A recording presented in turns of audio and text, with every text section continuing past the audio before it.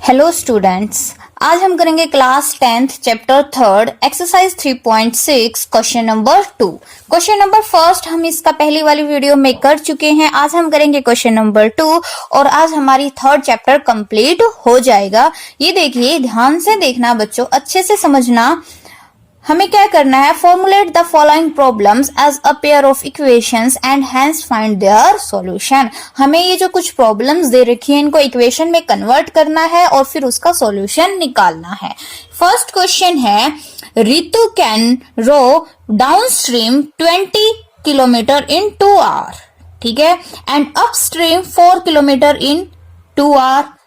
Find her speed of rowing in still water and speed of current. Question क्या कहता है कि ये देखिए, डाउनस्ट्रीम क्या होता है, जब आप नदी में तैरते हो तो जो स्विमिंग करते हो, स्विमिंग अगर आप जिस तरफ पानी जा रहा है उसी तरफ स्विमिंग कर रहे हो, यानी कि पानी के बहाव की ही डायरेक्शन में आप भी स्विमिंग कर रहे हो। या फिर ये लगा लो कि कोई बोट है, ठीक है, कोई बोट, आप किसी बोट में बैठे हो और आप पानी के बहाव की स्पीड में ही वो बोट जा रही है, तो वो क्या होता है, डाउनस्ट्रीम। वो क्या होता है, डाउनस्ट्रीम। जिस डायरेक्शन में पानी जा रहा है उसी डायरेक्शन में आपकी बोट जा रही है या फिर आप जा रहे हो, ठीक है। और अगर आप जिस डायरेक्शन में पानी जा रहा है उसके अपोजिट डायरेक्शन में जा रहे हो तो वो क्या होता है, अपस्ट्रीम। वो क्या होता है, अपस्ट्रीम। समझ में आ गया। अब ये देखिए, ये क्या बोल रहा है, जो ऋतु है वो डाउनस्ट्रीम डायरेक्शन में 20 किलोमीटर 2 घंटे में जाती है, ठीक है, एंड अपस्ट्रीम डायरेक्शन में 4 किलोमीटर 2 घंटे में जाती है। डाउनस्ट्रीम जा रही है तो 2 घंटे में 20 किलोमीटर कवर कर लेती है, और अपस्ट्रीम जा रही है तो 2 घंटे में 4 किलोमीटर कवर कर पाती है, ठीक है। Find the speed of rowing in still water and speed of current. तो हमें क्या निकालनी है, आप ये लगा लो, स्पीड ऑफ ऋतु निकाल लो या स्पीड ऑफ बोट निकाल लो, ठीक है। हमें क्या निकालनी है, स्पीड ऑफ बोट निकालनी है एंड स्पीड ऑफ करंट, यानी कि क्या निकालनी है, पानी के बहाव की जो स्पीड है वो निकालनी है। समझ में आ गया, स्पीड ऑफ वाटर और स्पीड ऑफ बोट, ये दोनों चीजें हमें निकालने। क्वेश्चन समझ में आया। अब देखिए हम करते हैं स्टार्ट। सबसे पहले तो हम लेट करेंगे स्पीड ऑफ बोट को एंड स्पीड ऑफ वाटर को, ठीक है। First question, let speed of boat. हम बोट की स्पीड को मान लेते हैं x, ठीक है, क्या मान लेते हैं x, and let speed of water, और वाटर की स्पीड को हम मान लेते हैं y। क्या मान लेते हैं बच्चों, y। समझ में आ गया यहां तक। अब देखिए, जो स्पीड बनेगी किसकी, बोट की, डाउनस्ट्रीम में। डाउनस्ट्रीम जब भी, यानी कि हम पानी के बहाव के साथ जाएंगे तो हमारी स्पीड तेज हो जाती है। आप भी स्विमिंग करते हो कई बार, तो आप लोगों ने भी नोट की होगी ये चीज। जिस डायरेक्शन में पानी जा रहा है, अगर आप उसी डायरेक्शन में स्विमिंग कर रहे हो तो आपकी स्पीड जो है वो बहुत ही तेज हो जाती है, ठीक है। और लेकिन अगर जिस स्पीड में पानी जा रहा है आप उसके अपोजिट डायरेक्शन में स्विमिंग करने की कोशिश करते हो तो आपकी स्पीड बहुत ही ज्यादा स्लो हो जाती है। ये चीज पता है ना आपको। तो उसी तरीके से हम क्या लिखेंगे, यहाँ पे क्या निकालेंगे, स्पीड ऑफ बोट। क्या निकालेंगे, जो बोट है वो उसकी स्पीड निकालेंगे हम। Speed of boat goes to downstream. अगर वो किस डायरेक्शन में जा रही है, डाउनस्ट्रीम डायरेक्शन में, ठीक है, तो क्या लिख देंगे, डाउन स्ट्रीम। अब देखिए, अगर वो डाउनस्ट्रीम डायरेक्शन में जा रही है तो बोट की स्पीड क्या होगी, डाउनस्ट्रीम यानी कि पानी के बहाव की दिशा में जा रही है, तो बोट की स्पीड और पानी की स्पीड, दोनों की स्पीड क्या हो जाती है बच्चों, प्लस हो जाती है, क्योंकि उसकी स्पीड तेज हो जाती है ना। तो वो तेज होती कैसे है, क्योंकि पानी की स्पीड भी उसके साथ क्या हो जाती है, प्लस, क्योंकि पानी उसको अपने साथ बहा के ले जाता है। तो इस वजह से पानी की स्पीड भी हम क्या कर देते हैं, उसके अंदर ऐड कर देते हैं। तो क्या हो जाएगा, x प्लस वाई। समझ में आया। डाउनस्ट्रीम में जो स्पीड है वो क्या हो जाएगी, x प्लस वाई, ठीक है। And speed of boat goes to upstream. क्या है, अपस्ट्रीम। अब ये देखिए, अपस्ट्रीम में यानी कि आप एक डायरेक्शन में जा रहे हो और दूसरी डायरेक्शन में पानी जा रहा है, तो आप तो बोट का आप अपना जोर लगा रहे हो पानी की बहाव की तरफ यानी कि अपोजिट डायरेक्शन में जाने के लिए, और पानी खुद का जोर लगा रहा है आपको अपनी तरफ खींचने के लिए। समझ में आया ना? पानी आपको अपनी तरफ खींच रहा है और आप आगे जा रहे हो, तो स्पीड क्या हो रही है? स्लो हो रही है ना, आपकी स्पीड स्लो हो रही है। तो हम क्या कर देते हैं, यहाँ पे जो वाटर की स्पीड है वो क्या हो जाती है? माइनस, क्योंकि यहाँ वाटर की स्पीड उसकी स्पीड के साथ ऐड नहीं होती, क्योंकि वाटर की स्पीड उसको अपनी डायरेक्शन की ओर खींचती है। तो इस वजह से क्या हो जाएगा? x minus y. क्या हो जाएगा? x minus y. समझ में आ गया? डाउन स्ट्रीम जाता है तो प्लस हो जाता है, लेकिन अप स्ट्रीम जाएगा, बहाव के अपोजिट डायरेक्शन में जाते हैं हम, तो क्या हो जाती है? स्पीड माइनस हो जाती है। यहां तक क्लियर है? ये स्पीड ऑफ बोट आ गई, दोनों डाउन स्ट्रीम में भी और अप स्ट्रीम में भी। अब हम क्वेश्चन के अकॉर्डिंग करेंगे, अकॉर्डिंग टू क्वेश्चन। अब देखिए क्वेश्चन में क्या बोला, अगर वो डाउन स्ट्रीम जा रही है, वो डाउन स्ट्रीम जा रही है तो 20 किलोमीटर कवर करती है 2 घंटे के अंदर। ठीक है, अब देखिए आपको पता होगा टाइम का फॉर्मूला होता है ना, डिस्टेंस अपॉन स्पीड। फॉर्मूला याद है? टाइम का क्या फॉर्मूला होता है? Distance upon speed. अब ये क्या है? डिस्टेंस तो क्या है? 20 किलोमीटर। डिस्टेंस कितना कवर किया? 20 किलोमीटर। ठीक है, और स्पीड क्या आ जाएगी? अब डाउन स्ट्रीम में तो स्पीड ये हो जाएगी ना भैया, x प्लस वाई। समझ में आया? डाउन स्ट्रीम में स्पीड क्या हो जाएगी? x plus y. Distance upon time, sorry distance upon speed बन गया। अब डिस्टेंस अपॉन स्पीड किसके इक्वल होता है? टाइम के। तो टाइम कितना आया भाई? 2 आवर। टाइम कितना आया? 2 आवर। तो इज इक्वल टू में क्या आ जाएगा? 2। समझ में आया? ये हमारी बन जाएगी यहां से इक्वेशन। समझ में आ गया? Distance upon speed. डिस्टेंस कितना कवर किया उसने? 20 किलोमीटर, और किस स्पीड के साथ 20 किलोमीटर कवर किया? x प्लस वाई स्पीड के साथ। किस स्पीड के साथ? x प्लस वाई स्पीड के साथ। इज इक्वल टू कितना टाइम लिया? 2 आवर। कितना लिया? 2 आवर। क्लियर है यहां तक? बाय में 1 लगा के यहां से पहले हम एक इक्वेशन बना लेंगे, इसकी x प्लस वाई की 2 के साथ मल्टीप्लाई करेंगे, क्या आ जाएगा? 2x प्लस, आप ये कर लीजिए, 2 into x plus y is equal to 20 की 1 के साथ करेंगे, क्या आ जाएगा? 20। ठीक है, अब ये जो 2 है इस तरफ इसके बाय में आ जाएगा, तो x plus y is equal to, ये यहां से कट के कितना बच जाएगा? 10। यहां तक समझ में आ गया? इजी है ना बच्चों? ये देखिए, ये 2 जो है इसके साथ मल्टीप्लाई में है पूरे के साथ, तो इस तरफ आके 20 के साथ बाय में आ जाएगा, तो बाय में आके इससे कट जाएगा, तो कितना आ जाएगा? 10। तो यहां से बन गई हमारी इक्वेशन फर्स्ट। क्या बन गई? Equation first. ठीक है, अब सेकेंड इक्वेशन पे चलते हैं। क्या बोल रहा है? अपस्ट्रीम में 4 किलोमीटर इन 2 आवर। तो दोबारा से डिस्टेंस कितना हुआ? 4 किलोमीटर, और अपस्ट्रीम था ना, तो अपस्ट्रीम में जो स्पीड यूज करेंगे हम, क्या करेंगे? x minus y. क्या करेंगे? x minus y is equal to time कितना लिया? 2 आवर। फिर यहां से एक इक्वेशन बन जाएगी, 2 into x minus y is equal to 4। फिर इस 2 से 4 कैंसिल हो जाएगा, x minus y is equal to 2। ये बन गई हमारी इक्वेशन सेकेंड। क्लियर है बच्चों? अब देखिए आप इसको अब इजीली सोल्व कर सकते हो। एक इक्वेशन है हमारी x plus y is equal to 10, दूसरी है x minus y is equal to 2। समझ में आ गया? आप कोई भी मेथड यूज कर लो, सिंपली हम वो वाला मेथड यूज कर लेंगे, सब्ट्रैक्शन वाला। अब देखिए एक प्लस का है और एक माइनस का, एलिमिनेशन मेथड यूज कर सकते हैं ना, तो यहाँ क्या लिख देंगे? By addition. By addition. ठीक है, तो हमें साइन चेंज करने की जरूरत नहीं है, अपने आप ही कैंसिल हो गए। ये क्या हो गया? 2x इज इक्वल टू 12, तो x की वैल्यू कितनी आ गई? बाय में 2 यानी कि 6। x की वैल्यू कितनी आ गई? 6। क्लियर है? x हमने क्या माना था? Speed of boat. क्या माना था? Speed of boat. तो बोट की स्पीड कितनी आ गई? x kilometre per our. ठीक है, अब देखिए हमें किसकी निकालनी बच गई भाई? पानी की, है ना? स्पीड ऑफ वाटर भी तो रह गया। अब देखिए हम 6 को किसमें, किसी भी आप इक्वेशन में पुट कर दो। Put x is equal to 6 in equation first. ठीक है, फर्स्ट इक्वेशन क्या थी? x plus y is equal to 10। 6 plus y is equal to 10, तो y की वैल्यू कितनी आ गई? 10 minus 6, y is equal to 4। ठीक है, तो स्पीड ऑफ बोट क्या आ गई? 6 kilometre per hour, and speed of water is equal to 4 kilometre per hour. Clear है? अब हम करते हैं next question. 2 women and 5 men can together finish an embroidery work in 4 days. क्या है? 2 women and 5 men, 2 औरतें और 5 आदमी मिलकर किसी एम्ब्रॉयडरी वर्क को 4 दिन में खत्म कर देते हैं. And while 3 women and 6 men can finish it in 3 days, और 3 women और 6 आदमी मैन उसको कितने दिन में फिनिश करते हैं? 3 days में. ठीक है. Find the time taken by 1 woman. हमें क्या निकालना है? क्या कौन सा टाइम निकालना है? Time taken by 1 women along to finish the work and also that time taken by 1 man alone. क्या निकालना है हमें कि अकेली एक औरत उस पूरे काम को कितने दिन में खत्म कर देगी, या फिर अकेला एक आदमी उस पूरे काम को कितने दिनों में खत्म कर देगा. ये चीज हमें निकालनी है. तो सबसे पहले तो देखिए हमें जो निकालना होता है उसी को लेट कर लेंगे. क्या लेट कर लेंगे? क्या निकालना है हमें कि एक औरत अकेले उस काम को कितने दिनों में खत्म करेगी, यही निकालना है ना. तो हम लेट क्या कर लेंगे?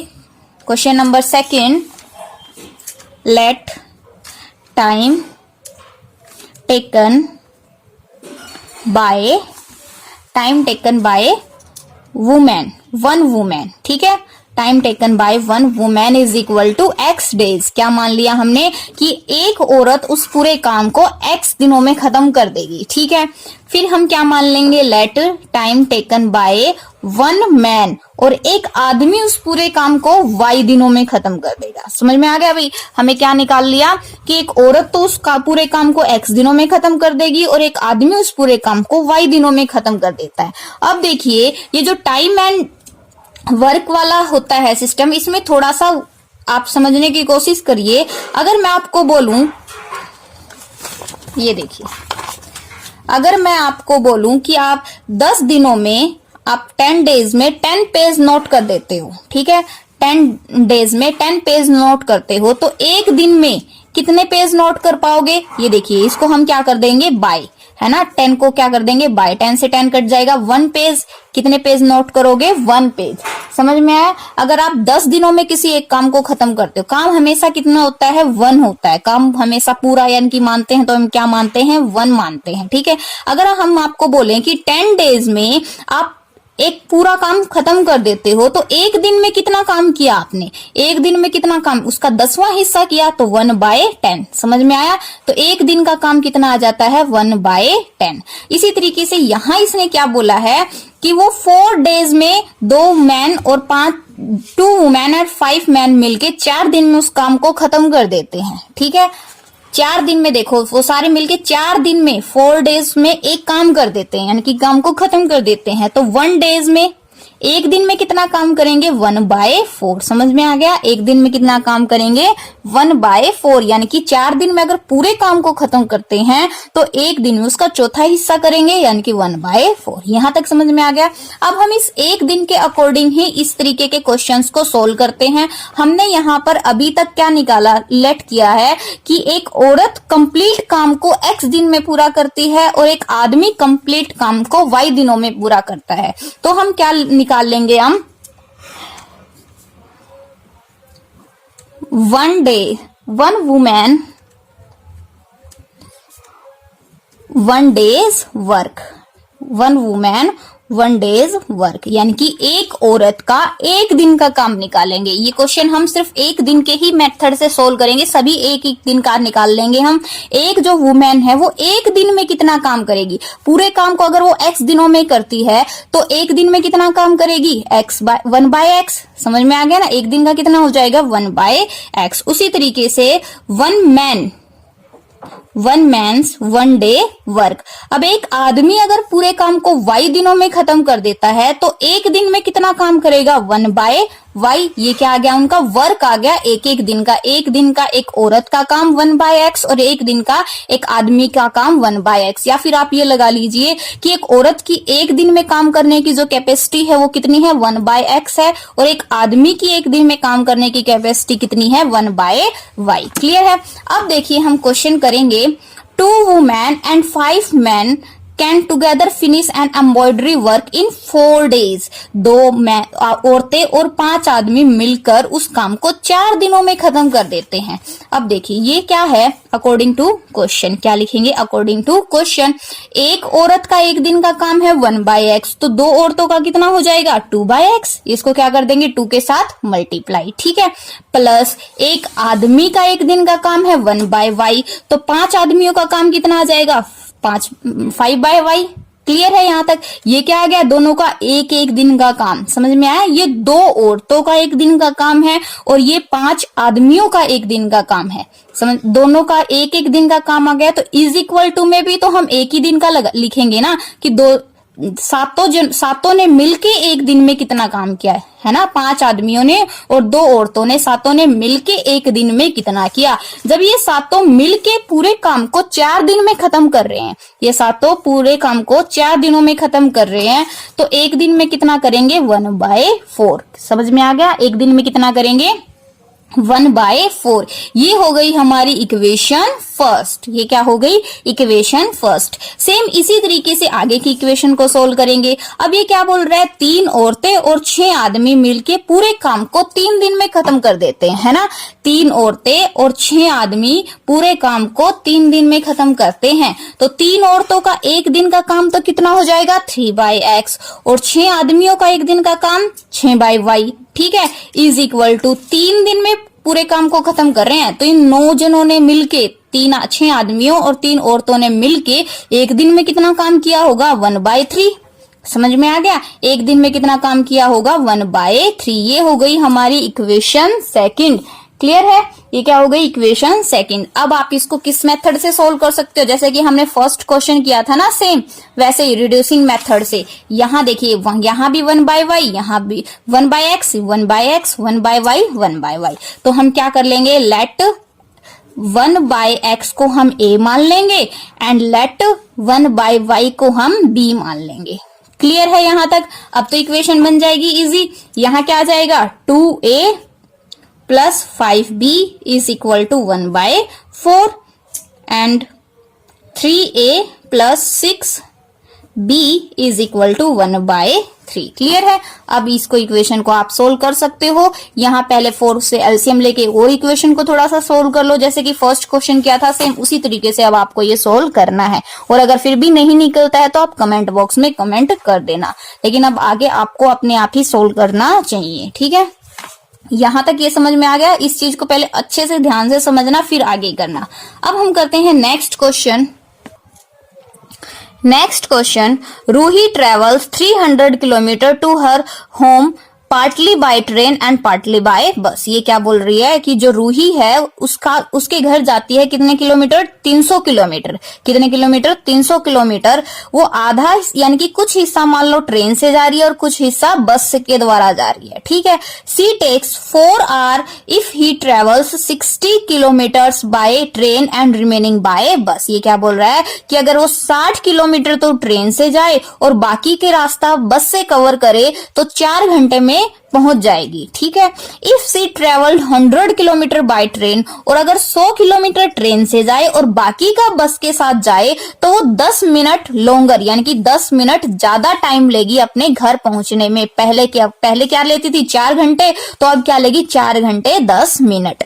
क्लियर है यहाँ तक। Find the speed of train and the bus separately. हमें क्या निकालना है, स्पीड ऑफ ट्रेन निकालनी है एंड स्पीड ऑफ बस निकालनी, दोनों की अलग अलग स्पीड निकालनी है। यहाँ तक क्लियर है भाई। अब देखिए कैसे करेंगे हम। सबसे पहले तो जो टोटल डिस्टेंस है वो तो कितना है 300 किलोमीटर। टोटल डिस्टेंस 300 है ना। पहले हम लेट क्या कर लेंगे, speed of train, let speed of train is equal to x and let speed of bus, और बस की स्पीड क्या मान लेंगे y। समझ में आ गया। सबसे पहले जो उसने पूछा होता है ना, सबसे पहले हम उसी को ही लेट कर लेते हैं, फिर हमारे क्वेश्चन को आगे बढ़ाते हैं।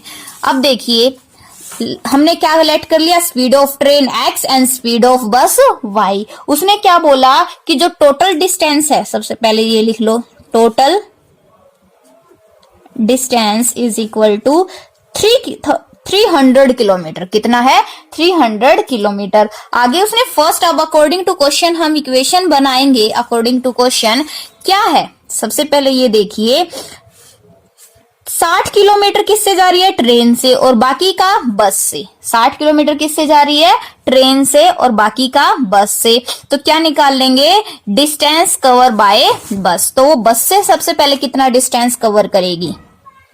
डिस्टेंस कवर बाय बस।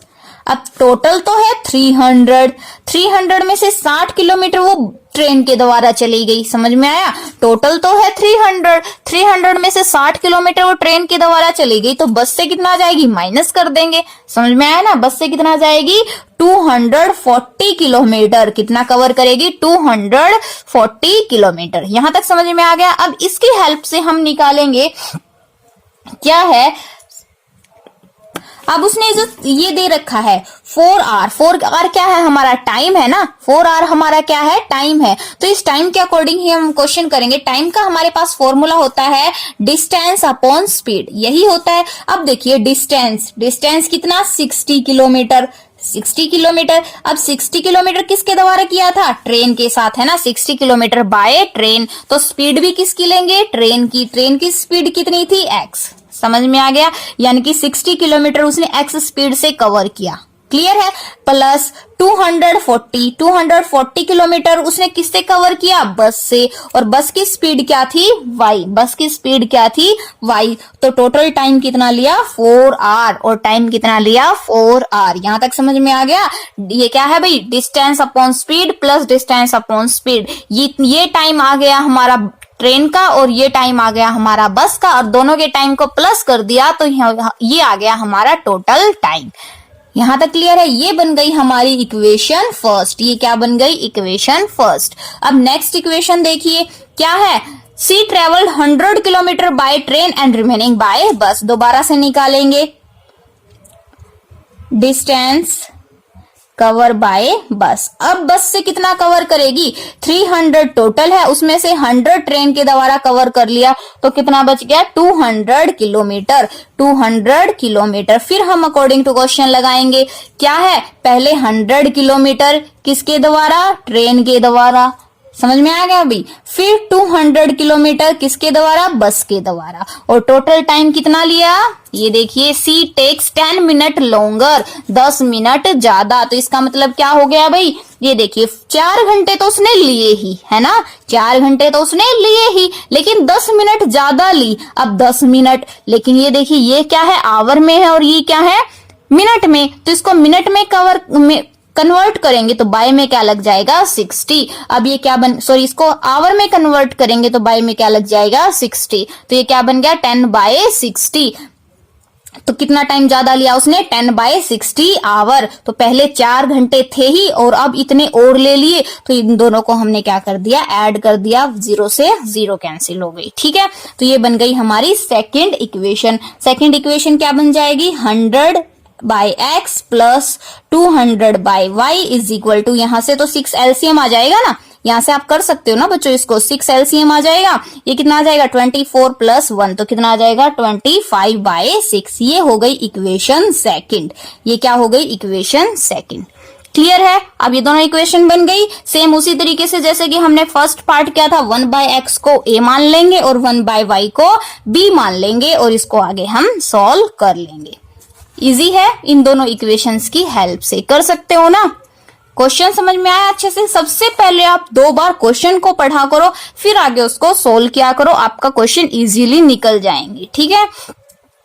अब देखिए, अगर मैं इसको सारे कंप्लीटली करवाऊंगी तो आपका भी टाइम वेस्ट होगा और मेरा भी। ठीक है? ज्यादा टाइम लगेगा, ना ही तो फिर आप अच्छे से देख पाओगे और ना ही फिर मैं अच्छे से करवा पाऊंगी, क्योंकि टाइम बहुत ही ज्यादा हो जाता है बच्चों। आप इनको कर सकते हो, लेकिन अगर फिर भी नहीं निकल रहे हैं तो आप इनको कमेंट बॉक्स में कमेंट कर देना, मैं इनको निकाल के कंप्लीटली दिखा दूंगी। And please subscribe my channel अगर आपको वीडियो अच्छी लग रही है तो। And thank you for watching my video.